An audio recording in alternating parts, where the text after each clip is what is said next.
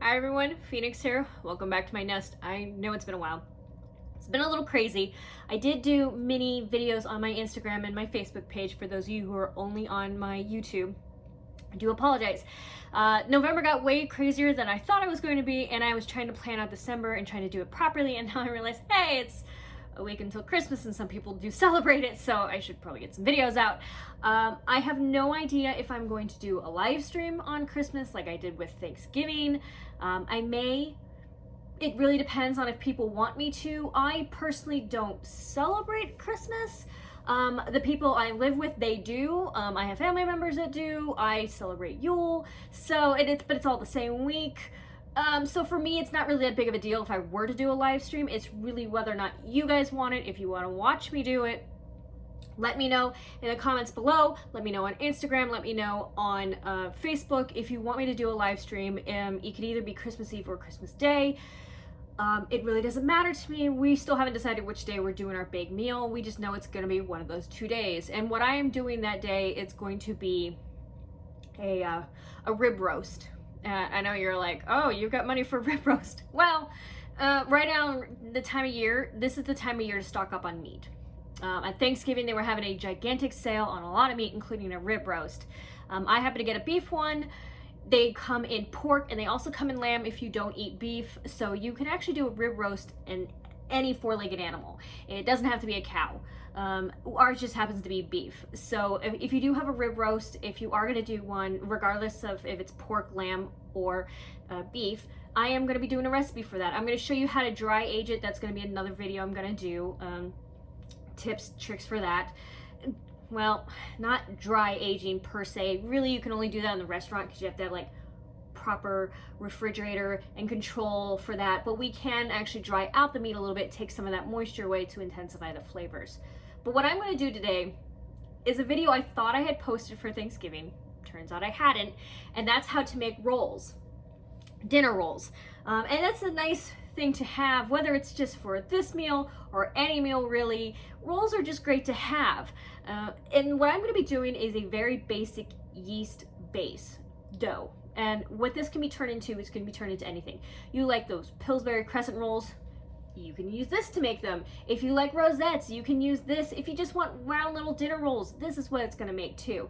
I'm going to show you how to make the dough. And then I'm going to show you 4 different things you can do with this dough. Now, you can do anything that your mind comes up with. If you want to go even further than that, braid it into one gigantic braided loaf and then like cut it up that way. Put it in one giant pan as little tiny squares so that way it's pull apart bread. However you want to do it, you can. This is just to give you an idea, a little like jumping off point, what you can do with this dough. And it works great for all the holidays. So we're gonna do, by the way, welcome back again from my pantry. I'm gonna have you guys see what I am doing down here, best I can. Okay, so in this pot, I have a 1/3 cup of butter that I've already cubed. It's been sitting out at room temperature, so that way it melts faster. Now, you can use butter, you can use Smart Balance, you can use Crisco, you can use Earth Balance. I don't know if I'd use coconut oil. It is going to leave a coconut taste to your biscuits, just a little FYI. I do have a 1/3 cup of sugar here. Now, this is where it's going to get tricky. It's either got to be sugar or it's going to be something like Truvia or stevia because the yeast needs to be able to feed off of it. So if you usually in baking use something like an applesauce as a sugar substitute, it's not going to work for this. The yeast cannot eat the applesauce. It's not going to work. Those are the 2 main things I know. It's either Truvia/stevia or you use sugar itself. You could probably Google another sugar substitute that you can use if you are opposed to using sugar, but don't do something like applesauce or yogurt or something like that. There's not enough sugar in it for the yeast to eat and therefore grow the bread. And obviously, as you can tell, I'm not making this a dairy-free version. I don't have any hemp milk right now. I haven't had a chance to make any hemp milk right now, and I don't have enough Smart Balance. So this is a regular recipe. You can obviously substitute it. Right now I have a cup of milk. This is like skim milk. You can use whole milk. You can use hemp milk. I would suggest either hemp or soy because it's very bland. There's no tint of another flavor to it. and you won't taste it. I know I've tried it with almond milk before and I've tasted the almond milk. Obviously, it's gonna be the same with coconut milk. You will taste it. So just be careful what kind of milk substitute you can use. You can even just use water if you want to skip that whole, you know, milk substitute. I have a teaspoon kosher salt right here.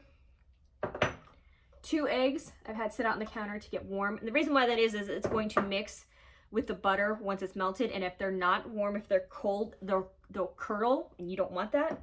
I'm gonna go ahead and get these cracked while I'm talking about everything else. In my mixing bowl that you guys can't see just yet, I have 2 cups of flour to start off with. And that's gonna be mixed in with the yeast. Yes, I'll show you the yeast in just a minute.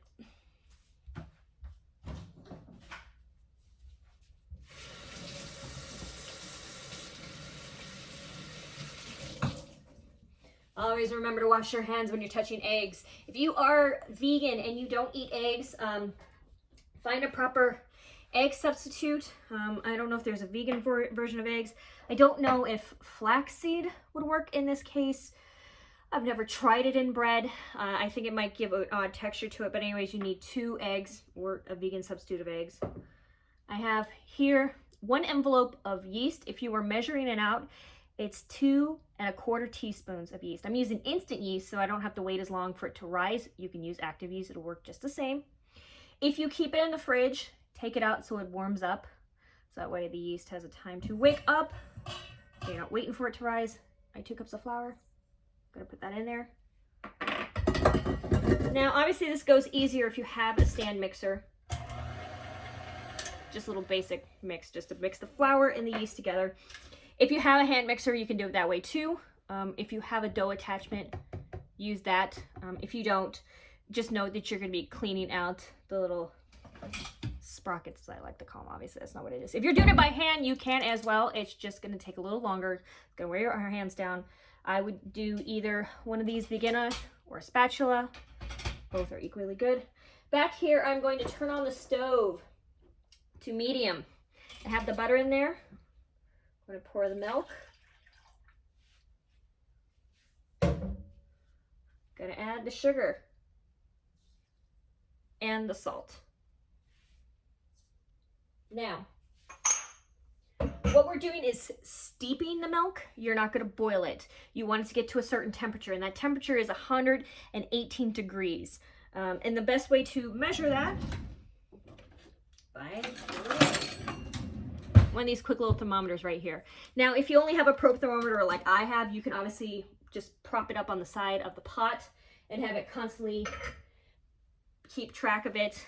I only like to use the probe thermometer if I am actually boiling oil or if I'm actually cooking meat. Otherwise, it's not really necessary. So I'm going to let that steep for a little bit and we'll be right back. So I realized shortly after I turned off the camera that I probably told you we were steeping the milk, and that is an incorrect term. The term is scalding the milk because we are not steeping anything inside. We're not adding flavor to the milk. So my bad. My brain wants to constantly mix up those 2 words. I don't know why, but scalded always leaves my head every single time I talk about milk on the stove. But yeah, so that's what you are doing. You are trying to scald the milk, not boil it. So it wants to be at a certain temperature. The butter is melted. I'm going to stick this thermometer in there. Okay, yeah. Definitely more than ready. So, I'm going to take this. I'm going to gently pour it into the flour. Put it over there to cool. Do a quick mix. While that is going on, I'm going to add the eggs to it. And it's going to mix on low for 30 seconds.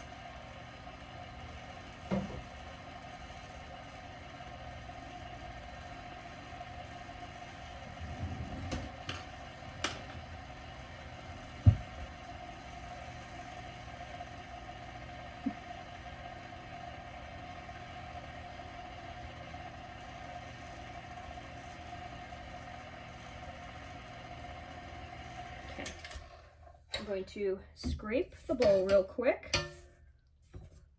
I'm going to mix up that flour that's been sitting on the bottom. All right, now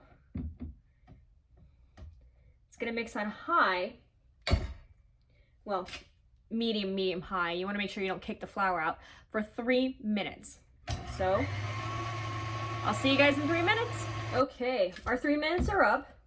As you can see, it's still very liquidy. So I'm gonna keep adding flour to it. Now, a normal dough flour, it's how much flour you add to the dough is really gonna depend. I've said it before and I'll say it again. Working with pastries, any kind of baking, you're just kind of like praying to the gods and hoping, hoping upon hoping that it works in your favor, especially when it comes to yeast. Yeast sometimes will not rise. There are certain brands of yeast I just won't buy anymore because they just don't work. If anyone's curious, Red Star is one of those yeasts. I was really looking forward to using it. Unfortunately, Red Star doesn't like to rise for me, so I don't use them anymore. But anyway, so I started off with 2 cups of flour. Now a normal yeast dough recipe can be anywhere from 4 to 5 cups of flour total. And it's really going to depend on how humid it is, how warm it is, how, you know, XYZ reasons, really. So right now I'm on 2.5 cups.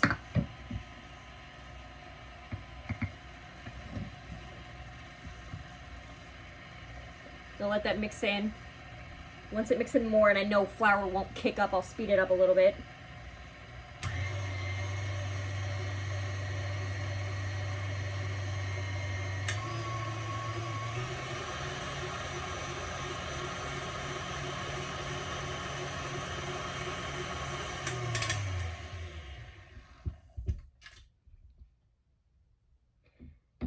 Try not to add flour while it's going, unless it's on really low and you have a funnel to funnel it in there. Otherwise, you are just asking for you and your kitchen to be covered in flour, and that's just not good.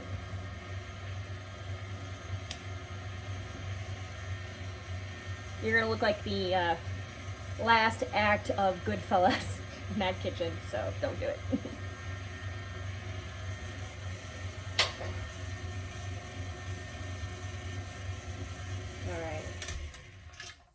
Want to scrape the bowl because a lot of that flour is just going to stick to the side. Even with a proper dough hook, it'll still happen.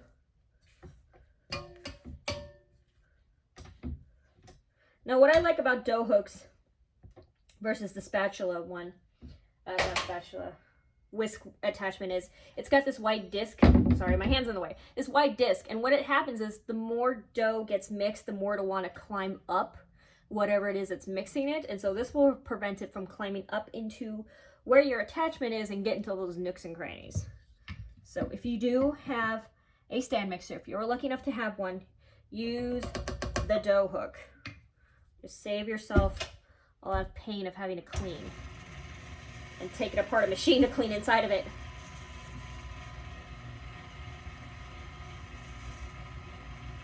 I think I'm at 3.5 cups now.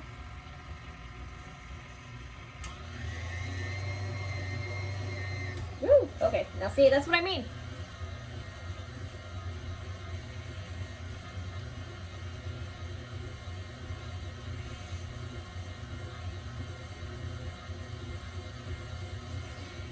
Now after a point, you'll stop counting, just because you want your dough to reach a certain consistency. Once it's reached that consistency, you're not going to add flour anymore. And I'll tell you what it is in just a minute. But as you can see, dough is starting to try to climb up there, wants to escape. Can't let it. So, a little more flour.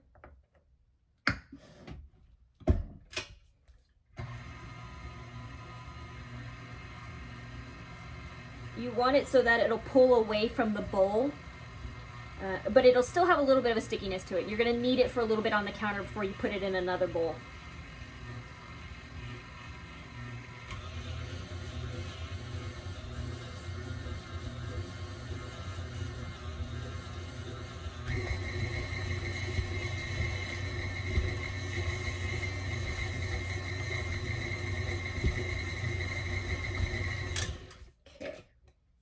See where we're at.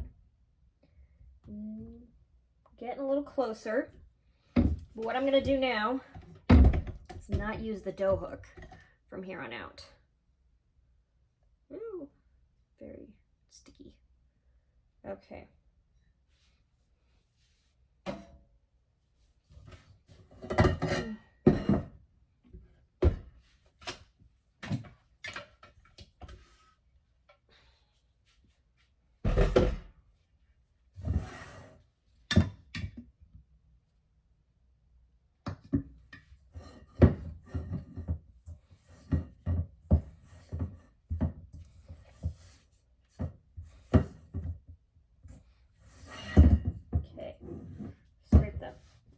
My sleeve, scrape the rest of the dough out of there. The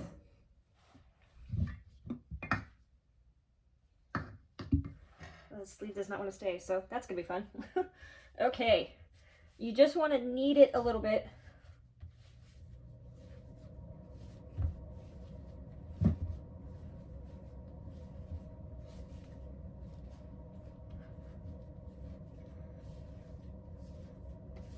Okay, as you can see, it's no longer sticking to me. So we're going to take a clean bowl that I've already pre-sprayed with some Pam. Dough's going to go in there. And I'm going to cover it up with a tea towel. Now a tea towel, it's way thinner than a normal dish towel. Very, very thin. I like to keep these around because they're great to rise dough in. Wow. Always, whatever you're using to scoop out your flour, your cereal, your rice, whatever, do not leave it in the container. Don't do it. Do not make me come to your house and take them out myself. The reason why that is you've been touching this as you've been scooping out flour. If you leave it in here, the bacteria that have been on your hands, regardless of whether or not you wash it, you still have a little bacteria on your hands, are now sitting in your flour, your cereal, your rice, your grains, whatever, and now they're having a chance to feed on your food that's inside here.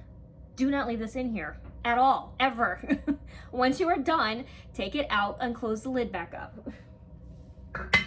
Not to mention, if it's a measuring spoon, then you'll wonder, or a measuring cup, then you'll wonder where it's gone. And it's been sitting in your container for God only knows how long, and now you have to clean it. So just don't, please don't do that. Do not buy scoops either. I know it's sometimes you're like, hey, there's this cute metal scoop on Amazon, Etsy, whatever. Don't do that either. Please do not leave it in there.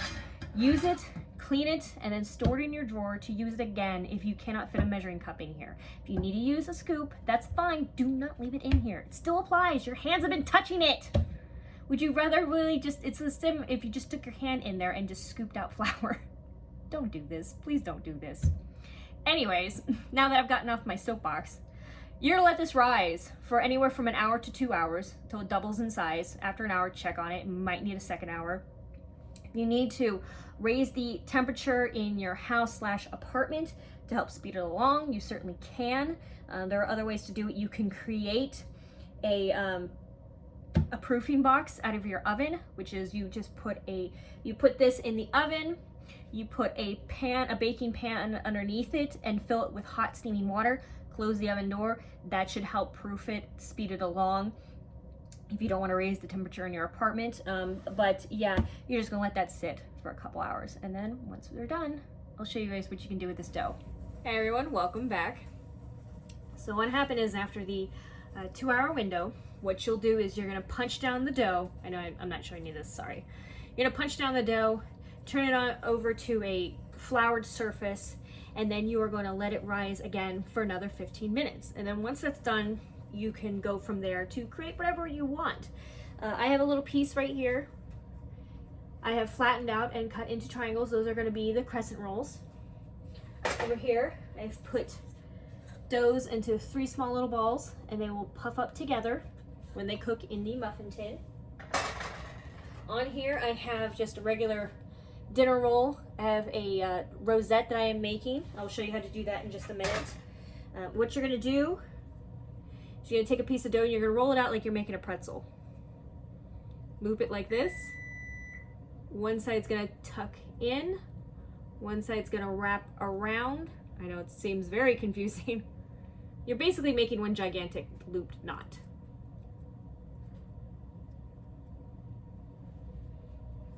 You heard my oven go off. It was set to 375, and these biscuits will cook about 12 to 15 minutes, really depends. At the 7-minute mark, you're going to want to flip the pans around because no oven ever cooks evenly. So in here I have a little bit of egg wash. Egg wash is what's going to help give the rolls that lovely golden brown. Obviously, if you're using a vegan version of eggs, do that instead.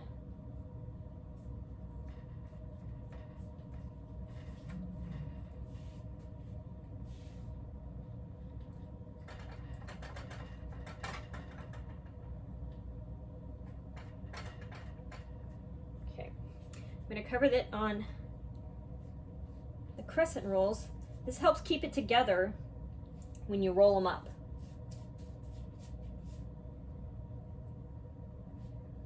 Every piece. Obviously, before you do this, make sure your counter has been cleaned and then put a little flour on it. Just roll up the corners, tuck it in.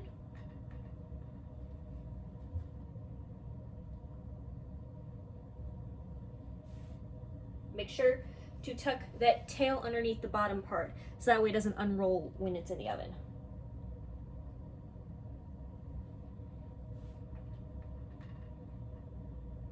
Okay, all right.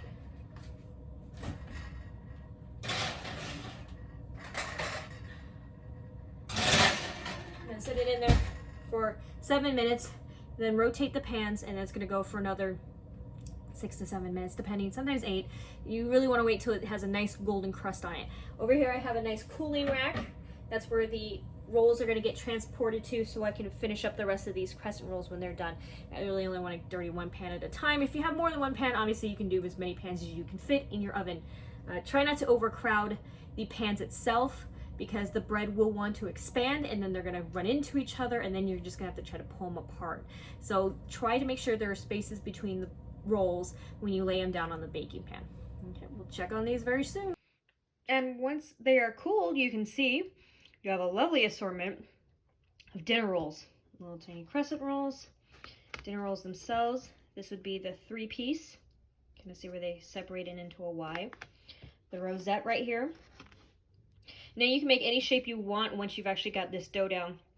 It's very easy, and you can make it for any time you want, for any occasion that you want. Well, I hope you guys enjoyed this video. I hope you'll give this recipe a try. If you like this video, go ahead and hit that thumbs up. And don't forget to hit the subscribe button, plus the little bell icon, so you can know when new videos are coming out. I promise to be more active now that everything has lulled down.